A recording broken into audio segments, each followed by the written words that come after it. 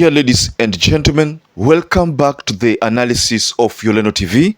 I hope you're well from wherever you watch this channel.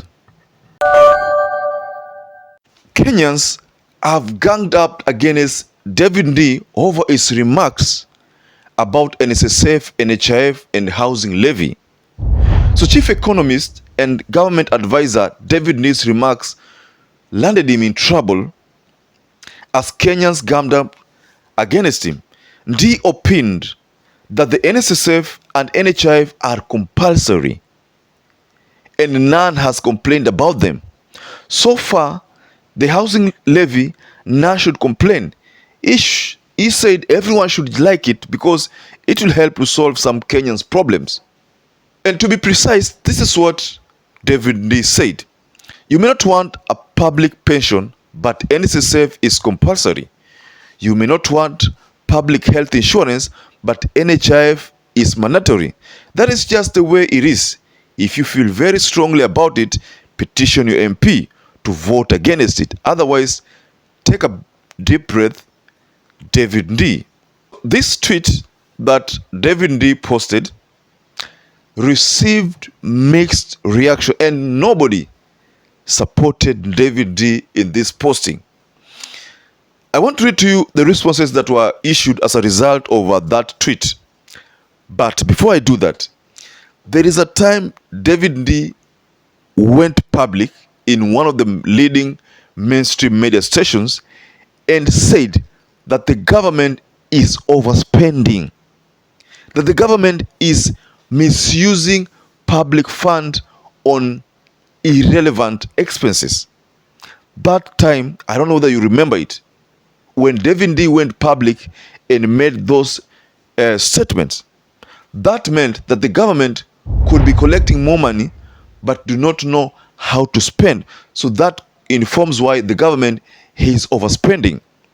So, but before we delve further into that remark, I would like to read to you a couple of responses to what David Ndii posted.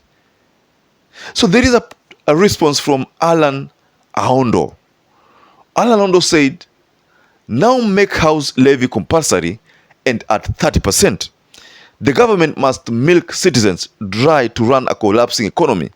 Even if the citizens are going to die because of starvation, we can adopt others from foreign countries. The second person, James Kiboy, says, politics has taken the better part of this conversation. It has been reduced to a political supremacy battle.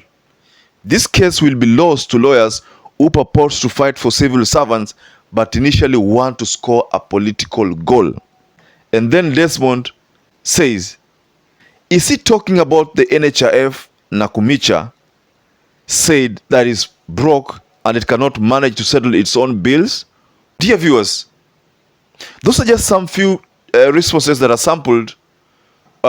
People responded to David Ndii's response when David Ndii is purporting that housing levy is compulsory. I want to remind David Ndii about Ndindi Nyoro. You know, in Mount Kenya, there are certain leaders who have woken up to the realization that they can no longer bulldoze issues on citizens. Ndindi Nyoro, when he came publicly during that online debate, I think it was the last week there, if not Friday, either between Thursday and Saturday there, when Ndindi Nyoro said that the people's will must be respected. People's wills must be respected. That was Ndindi Nyoro. And you know Ndindi Nyoro, it's alleged that he is one of the biggest shareholders in the Kenya Power. But also we know Ndindi Nyoro is one of those people who are diehard supporters of William Ruto. But in this case, Ndindi Nyoro had to instill wisdom in this debate of the finance bill, especially the housing levy. So the people's responses, he said, that must be factored in the determination of what is to be anchored in the finance bill. So that's why we say this channel, YOLENO TV, here at YOLENO TV, we believe that Ndindi Nyoro is one of those politicians who had woken up to the realization that all cannot be well if we keep on pushing things against the people. So where does that leave us in this conversation of David Ndii? It is very simple. David Ndii, despite the fact that there are all indications that he could have been the one who factored in this housing fund in the finance bill so that the people can pay heavily, can be punished, despite the fact that he's the one who did that, from all indication, it is clear to say that David Ndii is responsible for this.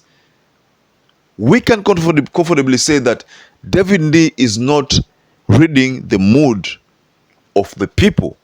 The people are voiced. The people have one voice, and the one voice is this finance bill totally down, changes be done, then it can be brought to the public participation again. That is what the people want. So David Ndii's comments here misplaced, and as a result, that explains why he has gotten that backlash with the people. So going forward, I don't think people will support him. And there's a time someone said that David Ndii could be on his path to, either resignation or firing.